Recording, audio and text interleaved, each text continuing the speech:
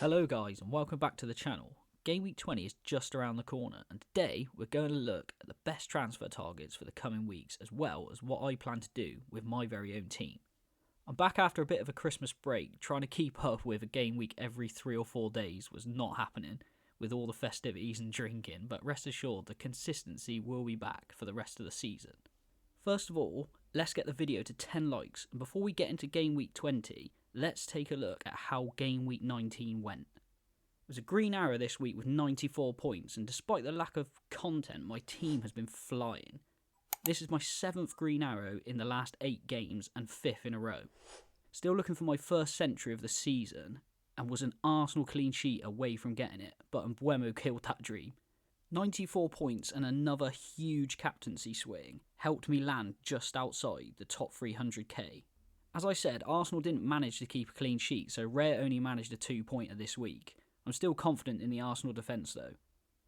Lewis Hall managed another double-digit return with his assist, clean sheet and 3 bonus points against Manchester United, giving him 12 overall. He's been an insane pick up for me at just 4.4 million when I got him, but he wasn't the only defender with a haul this week.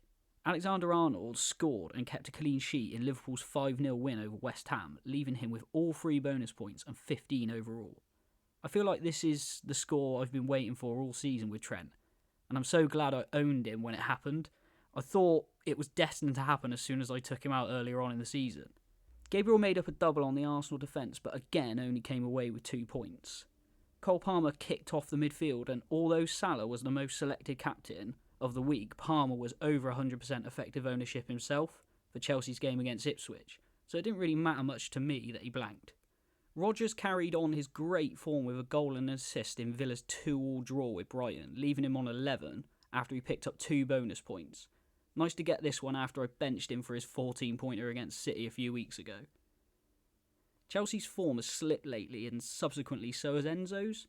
No win for Chelsea in the last 3 and no returns for Enzo respectively. He ended with a 1-pointer. If you aren't permanently captain Salah at this point, I don't know what to tell you. He hauled again with a goal and 2 assists as a captain, scoring 32. He still only blanked in 2 game weeks this season and is having arguably one of his best ever seasons in the Premier League and in FPL. We're now exactly halfway through, and he would absolutely smash his previous best score of 303 if he carries on for the second half of the season. Finally, points from João Pedro.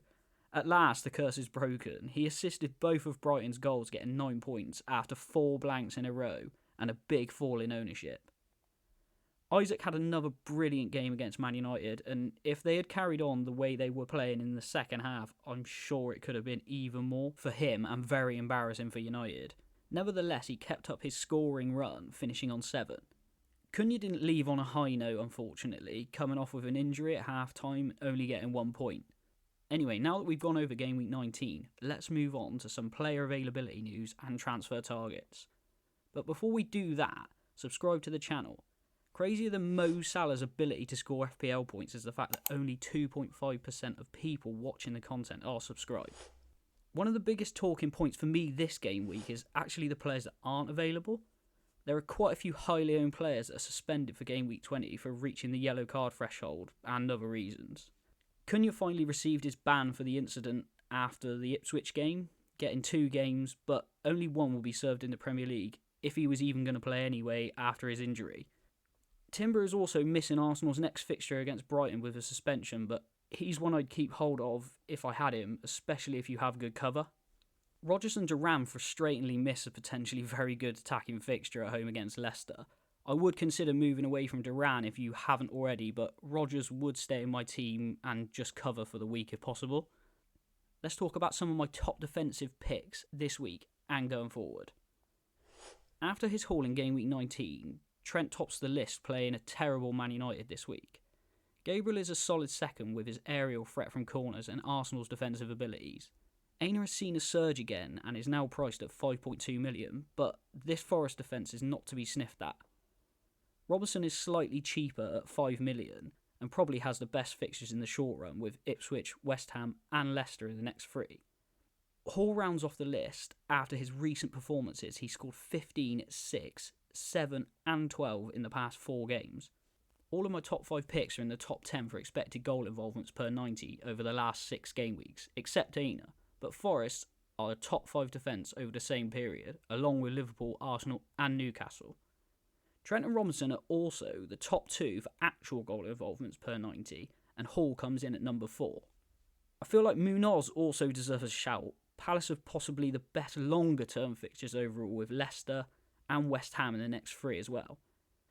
They've massively improved defensively since the start of the season, and Munoz has some of the best attacking data amongst defenders, with 0.3 expected goal involvements over the past 6 game weeks.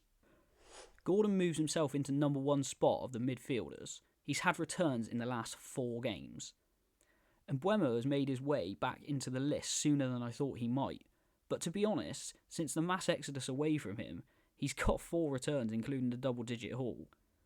The main attraction is the Southampton fixture this week, but after that they do have to play City and Liverpool on the bounce before the fixtures turn good again. Fernandes remains in the list despite his recent ban and the Liverpool game this week. They do play Southampton the week after. It's actually a game I'm going to, and I'm not sure if I should be excited as a Man United fan or not. Sarr comes in as an option at the cheaper end of the scale. As I said with Munoz, Palace's fixtures are improving after this week, and he's managed to get himself 2 double-digit hauls this season already.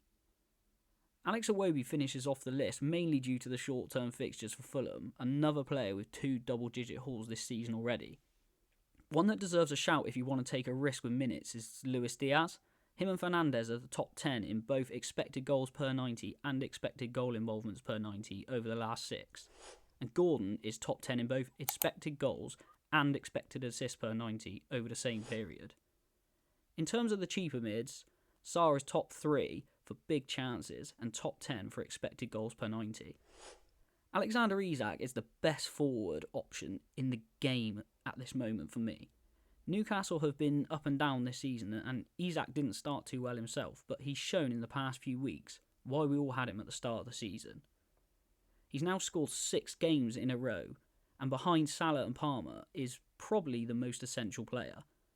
In my opinion, there are a very limited amount of viable strikers at the moment, and Chris Wood has just been chipping away all season. Despite not having standout data, the team is built for him to score. Gabriel Jesus has made his way into the list after his past few weeks. He's gone from 0 returns between game week 1 and 16 to 5 in the following 3. He cost just 6.8 million, so like Wood could be a great replacement for Cunha. Despite Chelsea's slight downturn, they still have fairly nice fixtures, so Jackson is still viable, and I actually think that the fact he didn't start against Ipswich and they lost goes in his favour. Watkins is almost guaranteed to play with Rodgers and Duran both suspended, but this could limit Villa's attacking ability. Isaac and Jesus top the charts for actual goal involvements per 90 over the last 6, as well as Isak topping the expected goals per 90 category. He is also second only to Jamie Vardy for most big chances per 90, but has played substantially more minutes, so has a more representative data set. Looking into game week 20, and I've got 2 transfer this week with 3.2 million in the bank, and a few little problems to deal with because of these suspensions. I've actually already made my transfers this week to avoid price drops and rises, with the players I wanted to transfer in and out. But if I'm being honest, I think I may have jumped the gun.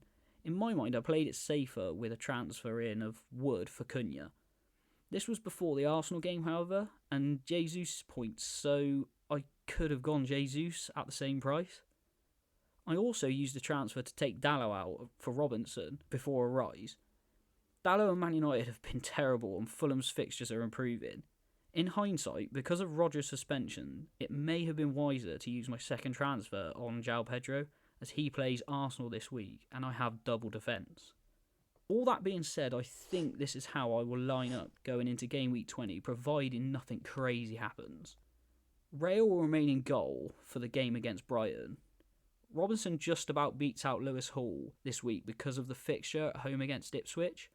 Hopefully Spurs don't do a Spurs and make me regret that choice. Trent stays in the back line for Liverpool's game against Man United. I'm already thinking a double-digit haul is incoming. And Gabriel makes up 3 at the back, doubling up on the Arsenal defence. Palmer keeps his place despite the blank against Ipswich for Crystal Palace away. and Fernandes is back after his ban for a tough game away at Liverpool. I can't see Man United doing anything, but if somehow they do, I'd imagine he's likely to be involved.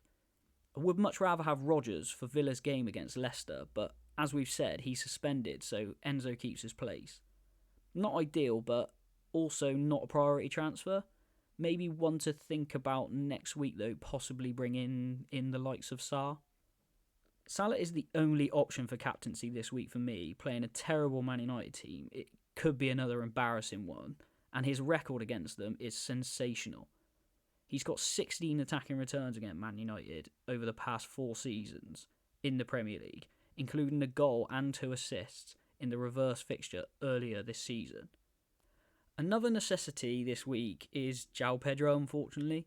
I'd rather not play him as he's facing Arsenal, in which I have a double defence, but because of Rodgers' suspension, it has to be done.